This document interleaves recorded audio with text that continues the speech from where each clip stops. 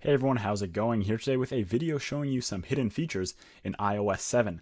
Now, if you're not sure, iOS 7 was released in beta form earlier this week at WWDC 2013.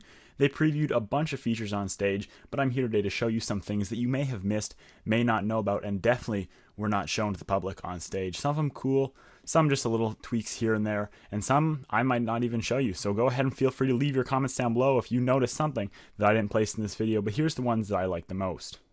To kick it off, the first one is in fact Spotlight Search. If you're running iOS 7, you may notice that there is in fact no Spotlight Search if you swipe here to the left. The quick fix for this is simply drag down from any of your springboard screens, and there you go. You have Spotlight Search just in iOS 6, iOS 5, and there it is. I'm not sure if I like this yet. I think it's more clean that it's not there on the left because that was a little bit buggy, but sometimes you may accidentally drag this down, but that's how you access Spotlight Search, and surprisingly not that many people know it. It's not as intuitive as it was before. The next one isn't so much a hidden feature, but just something cool that many people don't know about. By default, the wallpapers are not set to dynamic, but if you go into wallpapers and brightness now, there are now two moving or dynamic, as Apple calls them, wallpapers to choose from. Much like Android Jelly Bean, as you see here, we have the bubbles. You can go ahead and set these as either one of your wallpapers, and they are live wallpapers. Again, it's about due time that these came around to iOS 7, but you can go ahead and set them, and also you can shift your apps, and it's hard to see here, but your apps will even move on top of the dynamic wallpapers themselves. So those dynamic wallpapers, and again, they're not set by default, so many people don't even know that they're there. Now this next feature is by far my favorite of all of them I'm about to show you. So if you're like me and you're someone who does like to take panorama photos on your iPhone 5, I have a couple of them here. This one is of the Hoover Dam in Las Vegas, Nevada. And I'm going to go ahead and show this to you. I set this as my lock screen. And now when you quit out and go to your lock screen, you can do this really, really cool feature. So here's the panorama photo, and there's my lock screen. It reacts to your movement, and you can look at the whole thing up, down, left, right. This is by far one of the coolest things. It's actually hard to figure out if you don't know. If you set it as a panorama photo, no need to crop it. You can set it as this and access that awesome feature. Now, this is one of the highly touted features, but they didn't show it off much, nor is it easy to find. What it is blocking of contacts on your phone. So you have to go into your messages first. I'm just covering up my numbers here. And if you scroll to the very bottom, you see here you have the option of blocked contacts. If you go ahead and click this, you can choose any number from your contacts, or you can add one that they will not let come to your phone calls, messages, or FaceTime. It won't show up on your phone. This is a really nice feature, long awaited, and I'm glad it's here. Now this one also not as big, but very handy at that. If you go all the way to the bottom of your notification center settings, you see you have these government alerts, which by default are set to off. They're kind of cool though. If you turn on Amber Alerts and Emergency Alerts, it will place government alerts in your notification center if there's ever something going on, which they need to alert you. A really handy feature. I like that Apple's done this, and if you flip those on, kind of a nice hidden feature.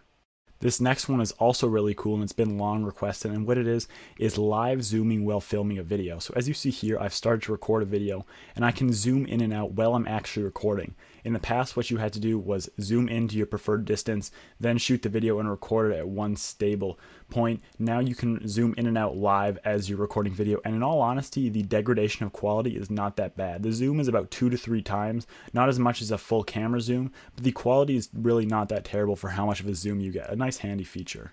This next thing isn't so much a feature as it is just a little extra Easter egg, but if you take a close look on the clock icon on the springboard, you will notice that it is now live and it is updated with the current time, even with the second hand.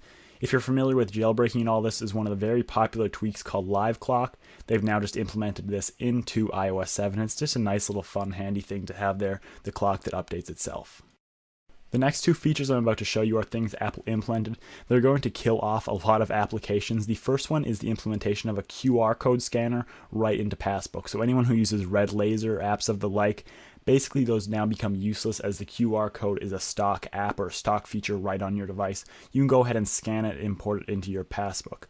Also, as you see here, we now can go into our compass, and we actually have a live level. So anything like iHandy level or apps like that are now also rendered somewhat useless. You place it flat on the table here, and as you can see, we are on a level table, 0 degrees, and it lights up nice and bright green. So that is in the stock app. You have to swipe to the right, and you'll be able to get a level right on your iPhone without installing any extra apps. Now this last one is also something that is long overdue. through many glitches and ways around this, we can finally put newsstand into a folder. Apple has not wanted you to do this for so long, but as you can see here, you can now finally place newsstand into any folder. No having to hide it or beat the system, it just simply goes in. You can keep it in there or pull it out as you wish. So that's newsstand in a folder, a cool little feature that I also found. So those are all the hidden features that we decided to place in this video today. If you have noticed any that I didn't show in this video that you think are pretty cool and you're running your copy of iOS 7, please feel free to leave a comment below. Again, these are the ones that I just found the most interesting, so I decided to make a video on them. If you are curious in running iOS 7 right now, as it's not yet available to the public, go ahead and head over to iOSbetas.com. That's iOSbetas.com, and you can sign up and begin using iOS betas today. It's not available yet to the public until the fall or later with the launch of the next iPhone, but you can begin to use yours today if you head over to iOSbetas.com, get registered as a developer, and then start using iOS 7. It's a really cool software. It has lots that has been improved, and it's awesome. Thanks so much, guys, for watching. Hope you liked the video, and I'll see you in the next one.